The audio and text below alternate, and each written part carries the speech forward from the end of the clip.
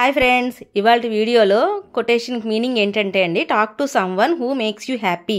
అంటే మనం ఎవరితో అయితే ఆనందంగా ఉండాలనుకుంటాం వాళ్ళతో మాట్లాడతాం, కరెక్టే.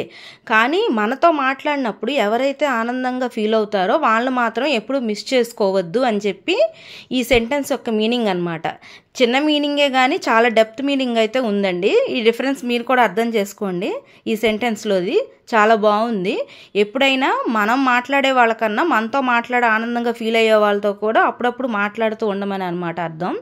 ఇది వచ్చేసి సాటర్డే వ్లాగ్ అండి. మార్నింగ్ వచ్చేసి ఇంకా ఇల్లు క్లీనింగ్లు ఉంటాయి కదా, యాజ్ యూజువల్ మామూలుగా లేసేసి ముందు వాకిలు అయితే చిమ్మేసాను. ఇంకా తర్వాత ఇల్లు క్లీన్ చేసేసి ఇంకా టిఫిన్ ప్రిపరేషన్ అనమాట. పిల్లలు మైసూర్ బజ్జీ అని చెప్పి అడుగుతున్నారు. పొద్దున్నే ఆయిల్ ఫుడ్ సరే కొద్దిగా రెయిన్గా ఉన్నప్పుడు వేద్దాం అనుకున్నాం కానీ ఆ రోజు కుదరలేదు. ఇంకా ఆ రోజు అయితే ఎండ వచ్చింది. ఇంకా ఎండ ఉన్న రోజు తప్పక ఇంకా ఆ రోజే చేసామన్నమాట. ఇంకా పొయ్యి దగ్గరికి వెళ్ళేటప్పుడు ఫ్రెష్ అయినా కానీ సరేలే ముందు క్లీన్ చేసేసుకుని వెళ్ళిపోతే పని అయిపోద్ది అని చెప్పి మొత్తం ఇళ్ళన్నీ చిమ్మేసేసి తుడిచేసేసి ఇంక నేను ఫ్రెష్ అయిపోయాను.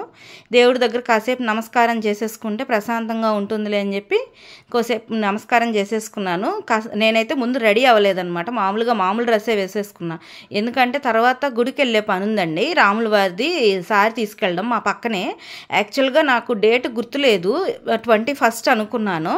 కానీ తెలిసిన ఒక ఆవిడ ఫోన్ చేసి ఇవాళేనమ్మా మిస్ అని చెప్పారు. ఏదో రాముల వారే చెప్పినట్టు అదృష్టం అనమాట ఆ టైంకి ఫోన్ చేయడం అనేది.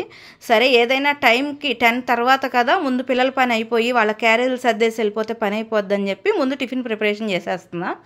పెరుగులో మైదా పిండి కలిపేసి మైసూర్ బజ్జీకి అయితే రెడీ చేస్తారు అత్తయ్య గారు. ఇంకా కొద్దిగా అంటే ఆవిడ కొద్దిగా చేయి నొప్పిగా ఉందని పైన కలిపి అక్కడ పెట్టేశారు. ఇంకా ఆవిడ పని ఆవిడ చూసుకున్నారు. ఇంకా నేను తర్వాత కొద్దిగా గట్టిగా సోడా ఉప్పు అవి వేసేసి మిక్స్ చేసేసి గట్టిగా పిసికేసాం అనుకోండి, సాఫ్ట్నెస్ వస్తుంది. సో ఆ పిండి పైకి కిందకి అయితే గట్టిగా అలా మర్దన అయితే రబ్ చేయాలి. దాన్ని ఏమంటారంటే దాని సాఫ్ట్నెస్ కోసం అనమాట. సో అలాగైతే చేసేసాను. ఈవినింగ్ టిఫిన్ ప్రిపరేషన్కి అని చెప్పేసి ముందు రోజు మేము గిలకొట్టిన మజ్జిగ ఉంటే దాంట్లో బియ్యము సగ్గుబియ్యం మెంతులు అవి నానేసుకుని దాన్ని కూడా రెడీ చేసి పక్కనైతే పెట్టేసుకున్నాను. ఈ తర్వాత చట్నీ కోసం అని చెప్పి కొబ్బరి రెడీ చేసేసి మిక్సీ అయితే పట్టేస్తున్నా. ఈ మైసూర్ బజ్జీకి మస్ట్ అండ్ షుడ్గా చట్నీ కూడా కాంబినేషన్ ఉంటేనే బాగుంటుంది.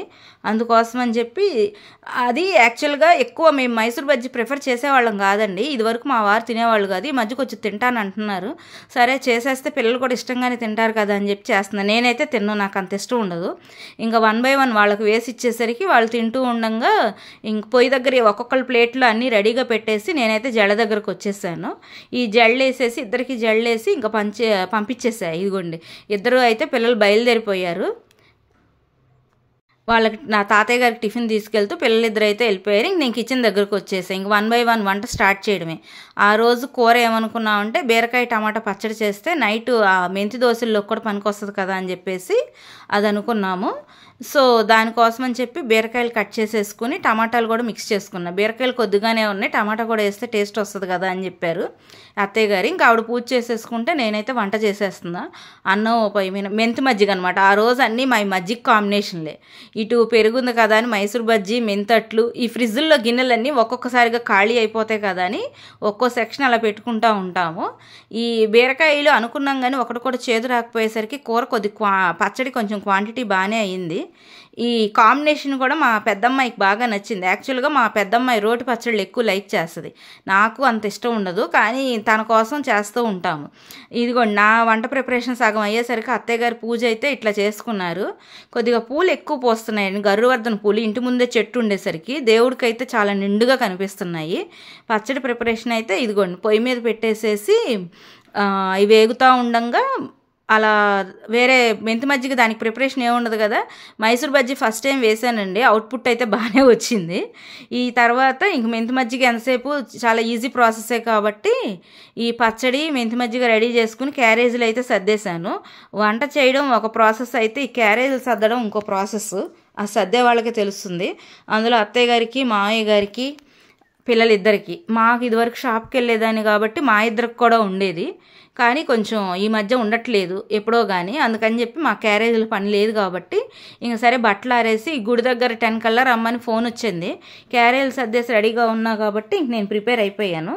ఇంక మళ్ళీ ఇంకోసారి ఫ్రెష్ అయ్యి దేవుడికి నైవేద్యం అయితే కొద్దిగా చేసుకున్నా, రవ కేసరి చేసుకెళ్దాము, ఒట్టి చేతులతో ఎందుకు వెళ్ళడంలే అని చెప్పేసి ఇలా ఫ్రెష్ అయిపోయి గుడి దగ్గర హడావుడిగా అయితే రెడీ అయిపోయాను.